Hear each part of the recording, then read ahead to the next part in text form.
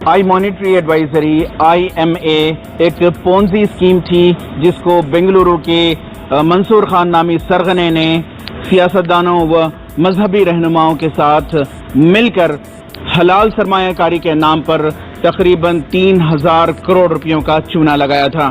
इस ताल्लुक से अब CBI की जांच जारी है इस केस में। इस सिलसिले में बात करने के लिए हमारे साथ मौजूद हैं इंटीग्रेटेड वेलफेयर एसोसिएशन जो कि जमात है IMA की मुतासरीन की। बताइए सऊद साहब, क्या हालात हैं IMA के ताल्लुक से, इन्वेस्टिगेशन हो या फिर जो दीगर मामलात हैं इसके मुताल्लिक? जी, लगभग जो है जैसा आप सब जानते हैं कि जो है 1.5 साल लगभग पूरे हो चुके हैं। हर्ष गुप्ता जो कॉम्पिटेंट अथॉरिटी वाले हैं, जो वो उनसे भी हम जाके मुलाकात किए, हमारी टीम जाके मुलाकात की।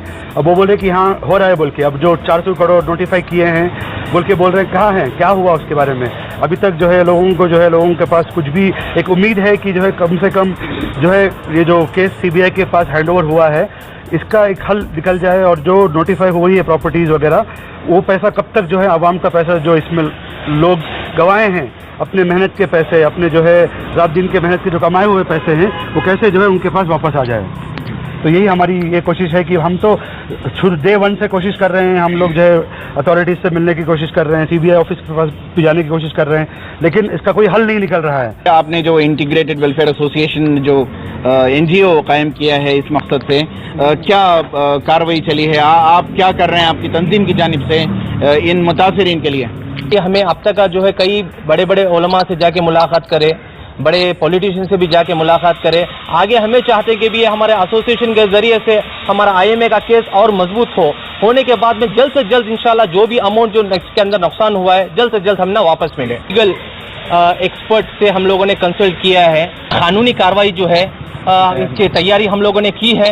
आने वाले दिनों के अंदर ये जो कानूनी कार्रवाई है इसे हमें मजबूत करेंगे कि भी IMA विक्टिम जितने भी नुकसान खाए हुए हैं, 1 लाख के करीब में इन्वेस्टर्स इसके अंदर नुकसान खाए हुए हैं, कि भी सबको उनका जो है एक नफा हो, उसका फायदा हो। कैसे इस कानूनी कार्रवाई को आगे बढ़ा रहे हैं? अब इसको जो कुछ भी गरीब लोग इन्होंने सब पूरा इन्वेस्ट करके सब पूरा ये करे हैं हम लोग एडवोकेट से इनसे का कानून कार्रवाई सब पूरा करके आगे बढ़ाने का सोच रहे हैं हम लोग। बड़ी तादाद में हम लोग सब पूरे जमाए हैं।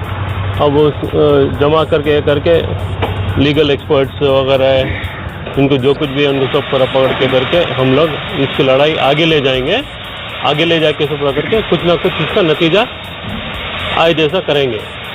बहुत बहुत शुक्रिया। हम बात कर रहे थे इंटीग्रेटेड वेलफेयर एसोसिएशन जो कि NGO है जिसका क़याम किया गया है कि IMA आई मॉनिटरी एडवाइजरी के मुतासरीन को जल्द से जल्द रिफ़ंड दिलाया जा सके।